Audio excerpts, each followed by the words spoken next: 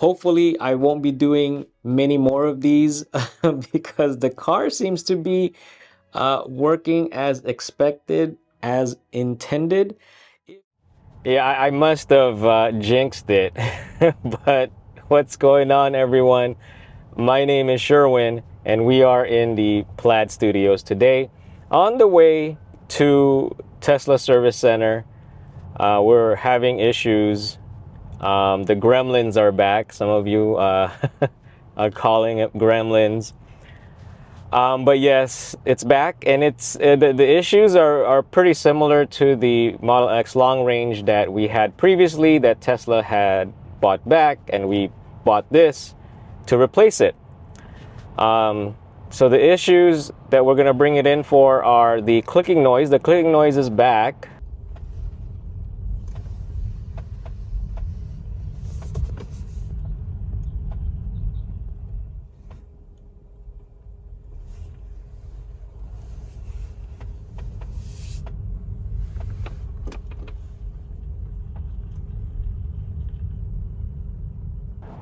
When at low speeds and turning the steering wheel. And the second row seats, the passenger side doesn't work. It doesn't work.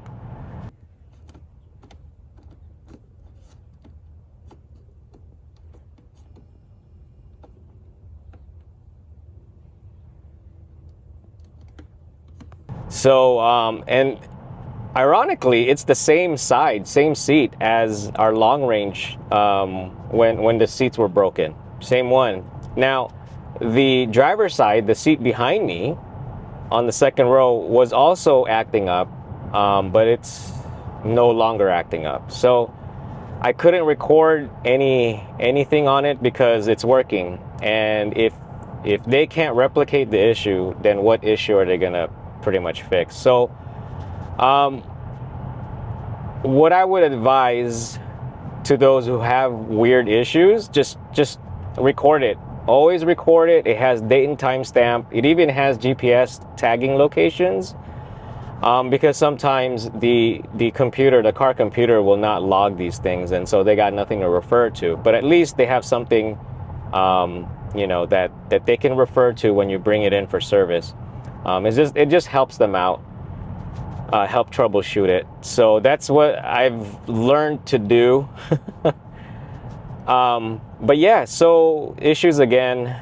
I try to remain optimistic with this one, but what am I gonna do? And they also gave me like an estimate cost in the invoice. I think it's like 300 something. I'll put it up on the screen, but I always check to make sure, like, hey, is this warranty repair? Like, why are you gonna charge me? But it's the usual thing. Like, they consider everything to be not warranty related, so they'll give me an estimate until they get the actual, like they'll start working on it and determine that it's warranty related, so it won't cost a thing. I mean, I haven't really done anything to this car except, like, the mud flaps. The mud flaps, I think, are the only accessories that I've put in here, and like the screen protector and stuff. Oh, and Abby got some under seat storage. She got ahead of me, and she actually found some. But I really doubt those are the ones causing the issue for this car. So I'm pretty sure it's going to be warranty related work. I'm inside the new Project Highland Model 3 refresh, and I haven't been in a Model 3 in a very long time, but the LED thing's pretty cool.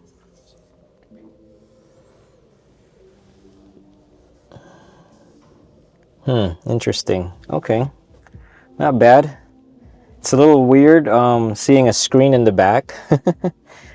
But yeah. Okay, so back in the Plaid Studios.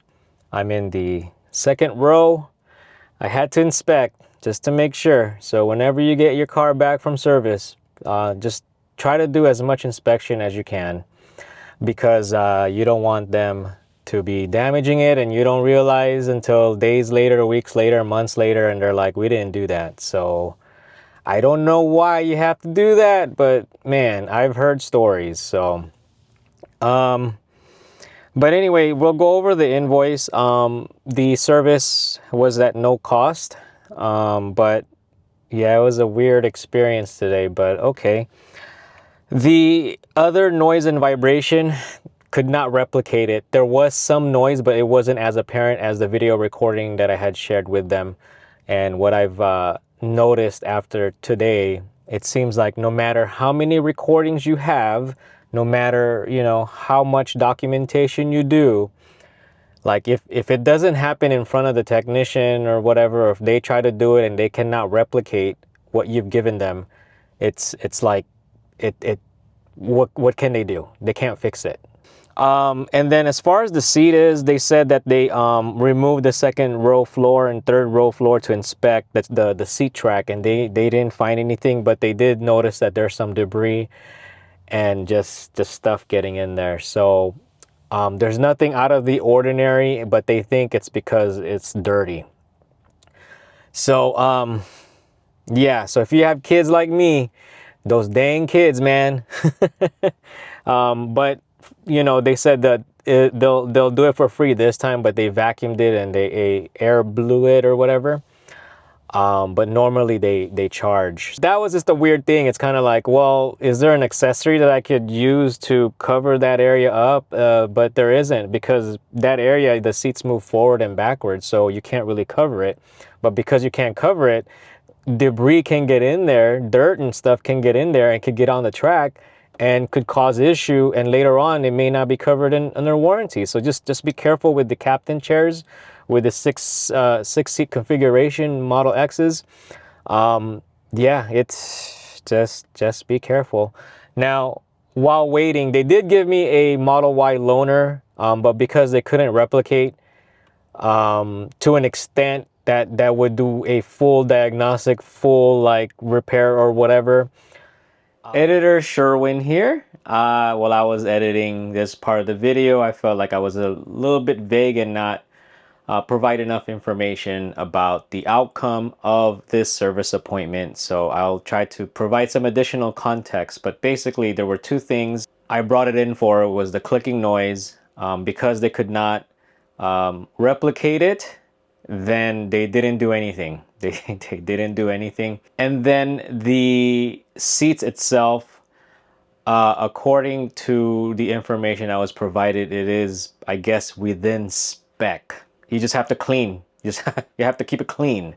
That's pretty much about it. I mean, I had mentioned to them that the previous car had an issue with the seats, but they told me that that particular incident was a motor related issue, while this one, because it works and it doesn't work, and it works and it doesn't work, when they did further investigation, there was debris on the rails itself. The service manager did also mention that his Model X has clicking noises as well, but it is considered within spec because of wear and tear somewhere in the what is it called, the skid plate, which the previous Model X had issues with the skid plate, but this one, they feel that it's within spec, or at least the noises or the absence of the noises, yeah, they can't really troubleshoot. So just keep an eye on it. That was the suggestion that the service manager had given me. And just like before, if it was something else, then there would be a notification on the screen, which it did, and that resulted in the replacement of the steering rack. So hopefully I don't have to go through them, but yeah, and it could also be weather related according to the technician. But you know what, we were driving around earlier today, like after a few hours after the service appointment, and yeah, it's there. It's the clicking was there. And it's somewhat magnified simply because the cabin noise and the road noise, like you could barely hear anything. It's quiet inside, so it's kind of magnified. But yeah, so I really don't like hearing that Tesla is a luxury brand, because from my experience it's not. But what am I gonna do? But we are gonna be taking some trips. I can't wait to share that with you. We're gonna be taking one in a couple of weeks, so watch out for that video. we'll be bringing in the Model X. So back to this video. They were just gonna do a regular diagnostic, and they were kind enough to give me a Model 3 refresh to just drive around, try out. Not necessarily a loaner, but they put it under as a test drive. So I took it around for about an hour. So check out that video once it's up. I'm not sure when it's going up, but just stay tuned for that. And so it did calm me down a little bit. I was a little sad and disappointed. I'm not gonna say angry. You know, again, these guys are great. As people, they're great, but the Tesla policy really needs to be improved. They're only doing their job. They're only following their rules. But I do appreciate sometimes, because it seems like they do bend the rules a little bit, slightly. Hopefully they don't get in trouble for that. But I know they're just following the rules. They're just following the rules. But I think those rules need to be reevaluated. Yeah, I also forgot to add that they made me sign a waiver because I have aftermarket accessories. And I also forgot to mention earlier in this video that we do have PPF installed and mud flaps as well. And so I was joking with the service advisor, and I'm like, so you're making me sign this because of the mud flaps? He's like, no, it's for the wrap, the PPF.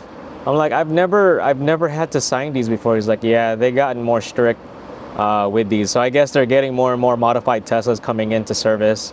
But he's like, I don't foresee it being a problem, but we just have to get you to sign it, acknowledging that you have aftermarket modifications to the car. So it's kind of just sharing with you guys so you could be aware. But that's really about it. Hopefully I don't have to go see them again, at least not for a service call, but just to hang out. But thank you to the Upland team for doing the best that they can within the rules that they have to follow. But yeah, it looks like everything's cool. And thank you for watching. If you have any questions, I'll see you in the comments below. And if you haven't subscribed, please subscribe. And if you like the video, please like. And I'll see you on the next one.